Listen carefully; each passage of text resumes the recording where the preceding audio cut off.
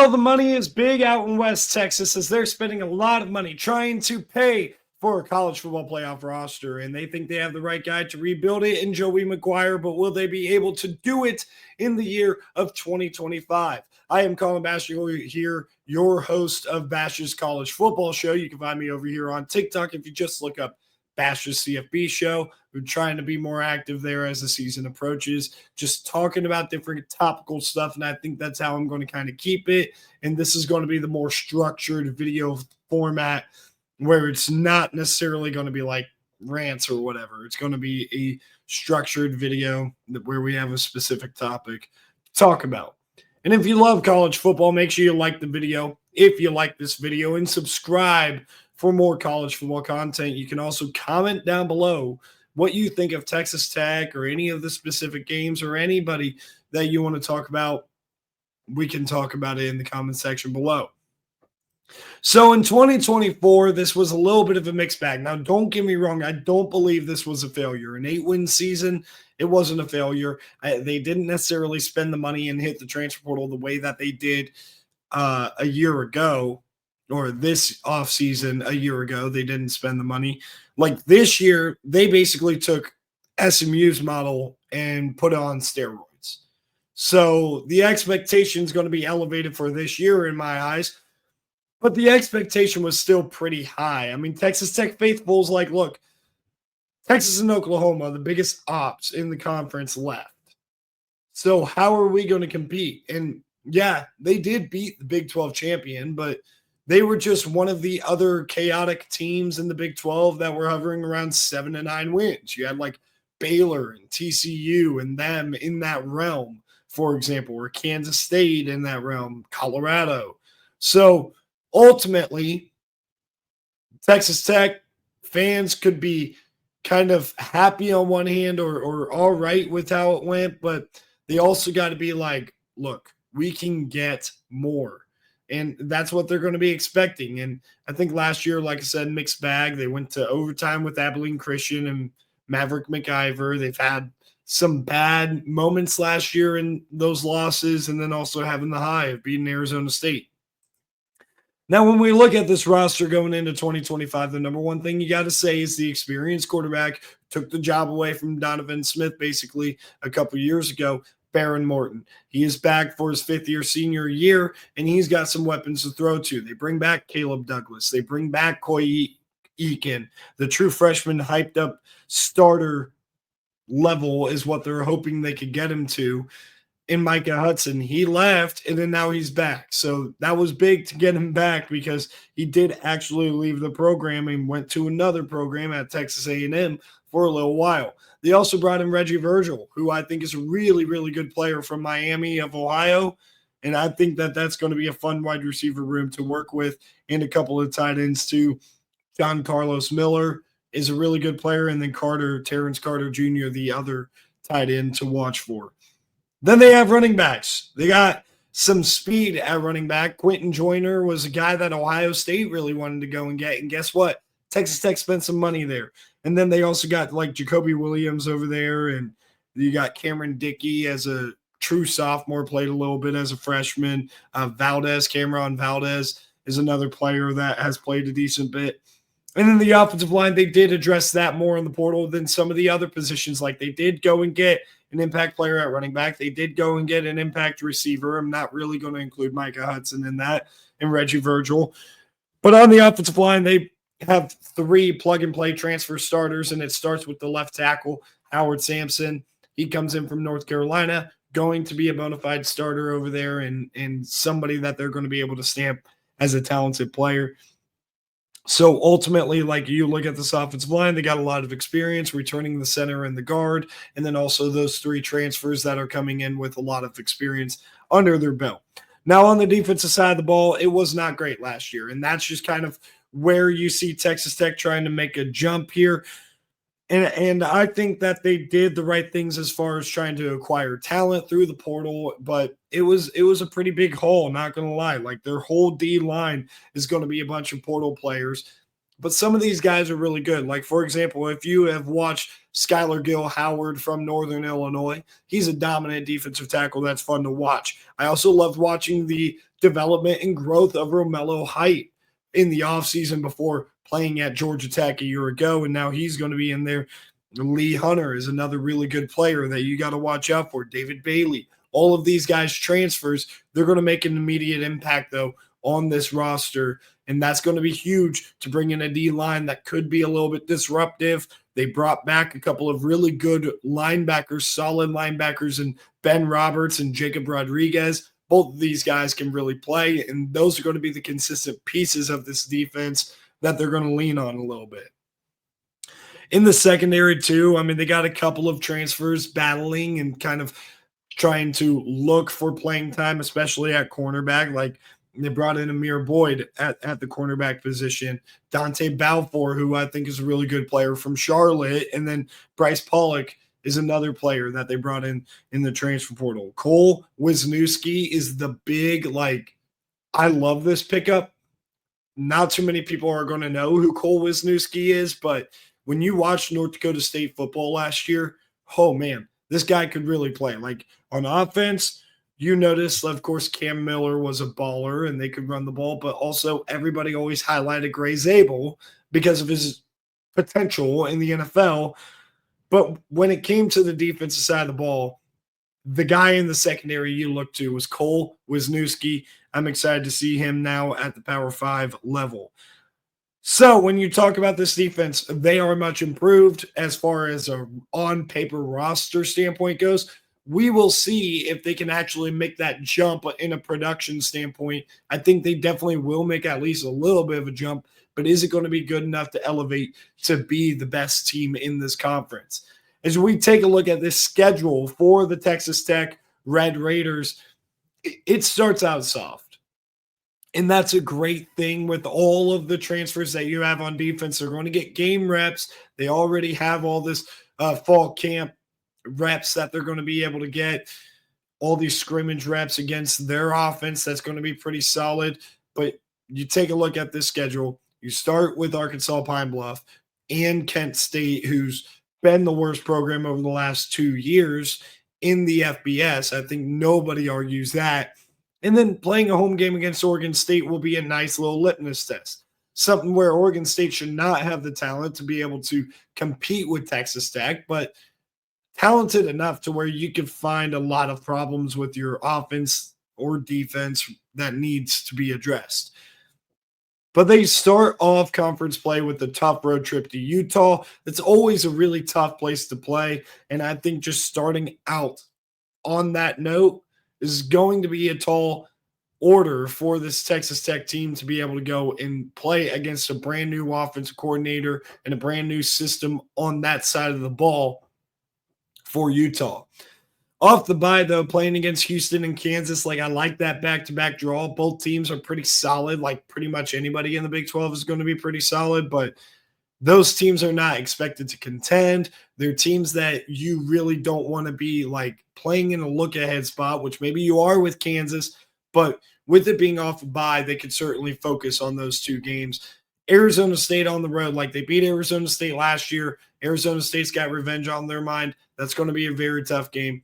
Oklahoma State, this is a little bit of a sleepwalk game. So if Oklahoma State is better than what people expect them to be, you kind of have to be on a little bit of upset watch right there, just a little bit. Like, I'm not calling the upset. We'll get to the predictions in a second.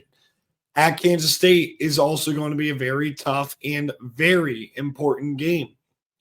And I think it's really going to depend the sense of urgency for Texas Tech, how those first few Big 12 games go, and in particular Utah and Arizona State. BYU and UCF getting them back-to-back at home is nice, but getting BYU and Kansas State back-to-back, not so nice, because I still think, I know there's a lot of narratives out there about BYU is going to drop off because Jake Retzloff's gone. Like, no, they have a really good program over there. So don't sleep on BYU this year. UCF, we'll see what Scott Frost coming back looks like. And then at West Virginia, this trip would scare me a whole lot more. And don't get me wrong, it still scares me because I wouldn't be wanting to play Rich Rod in his first year in late November. I'd rather get him earlier in the Big 12 slate, but at least you get him off a bye. So, with that being said, let's get into the schedule predictions. What I believe Texas Tech is going to do this year, easy. You start out with a 2-0 start. Look, I don't know the answers for Kent State, man. I mean, they're just sad to watch. I mean, I like it when Kent State is good. I like it when they're competing in the MAC, just personally. I think they're a fun program when they're really good. They have a lot of fun offenses over the last 15 years. With you go back to Dree Archer and then what they had a couple years ago with Colin Schlee and when Sean Lewis was over there before he left.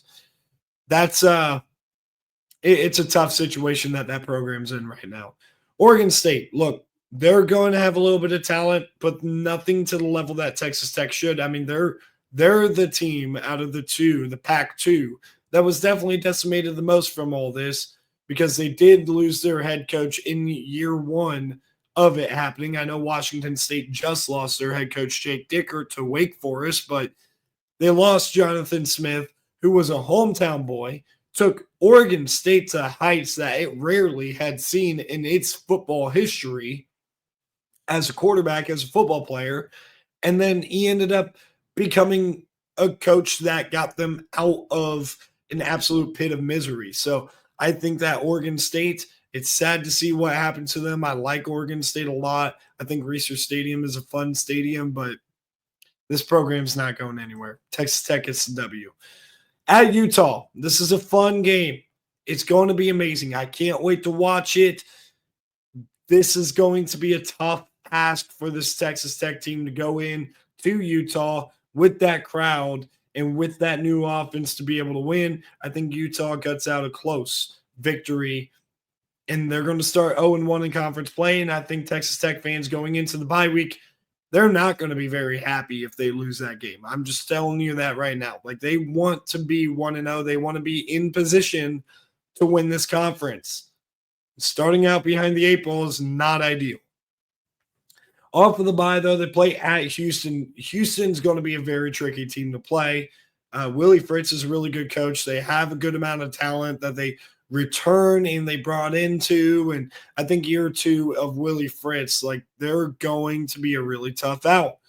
However, I do think Texas Tech, with the talent and the week to prepare, they're going to be able to get a win there. Then you get Kansas. What is Kansas to me? I think a lot of folks out there will tell you, look, Jalen Daniels makes this team really dangerous, but what really made it run is they had a lot of the same core of skill position players with Devin Neal, Luke Grimm, and Skinner, and those guys were all there. Arnold. Well, they're gone now. Even though Jalen Daniels is back, a lot of the players that he's been able to make a name with are gone. What do we do about that? I think that Texas Tech is going to be able to win this game, even if it's in a little bit of a tricky spot. At Arizona State, revenge is on the mind for Sam Levitt in the squad.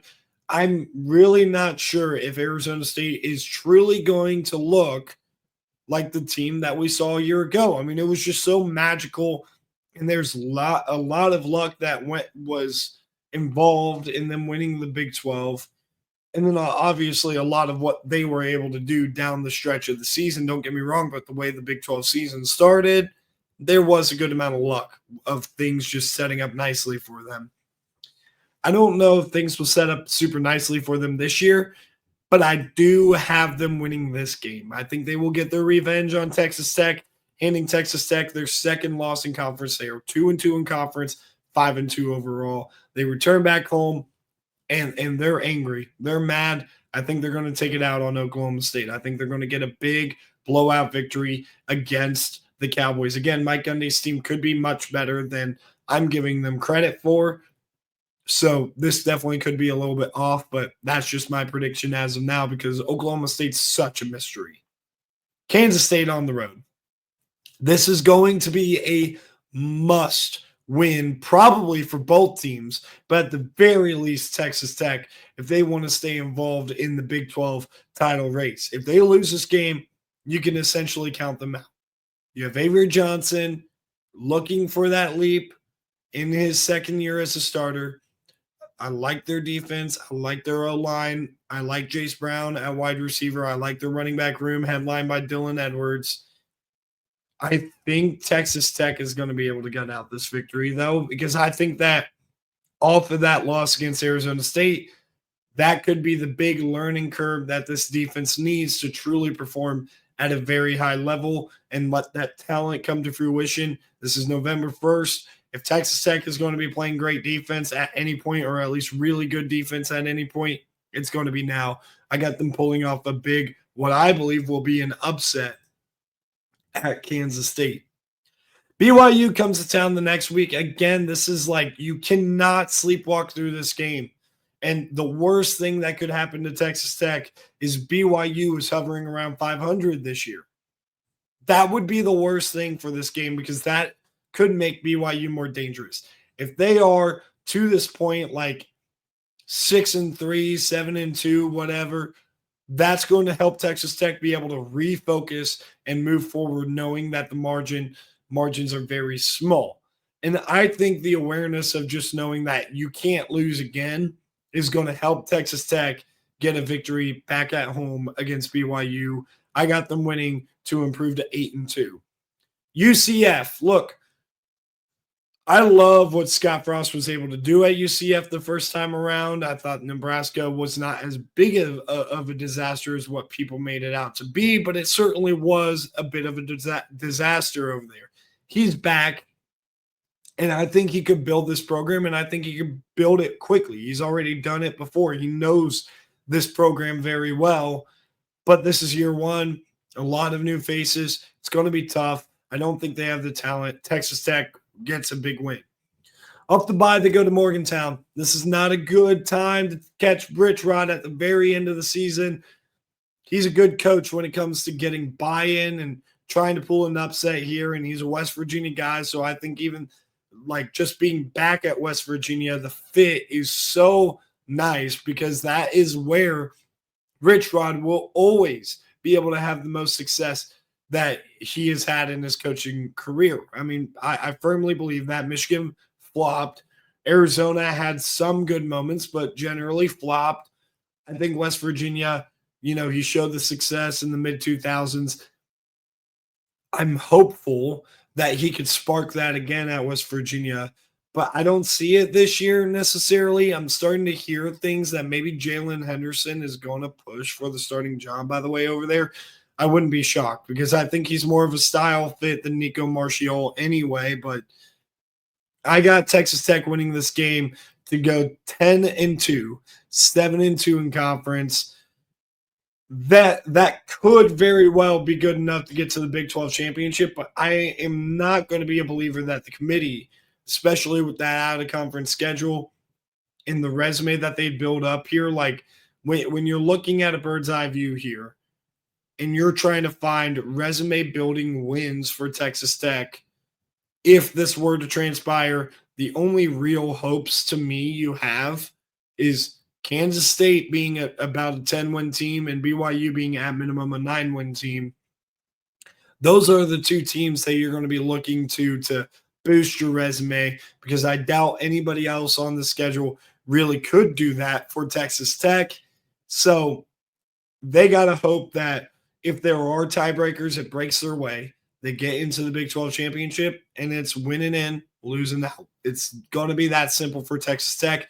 They want to make the college football playoff. They think they're good enough to make the college football playoff. It's almost time to show it. Thank you guys for tuning in. Really appreciate it. Next video up, we're going to be doing the Ohio State Buckeyes. I'm super excited to do that video. A lot to discuss there. So I'll see you guys in that video.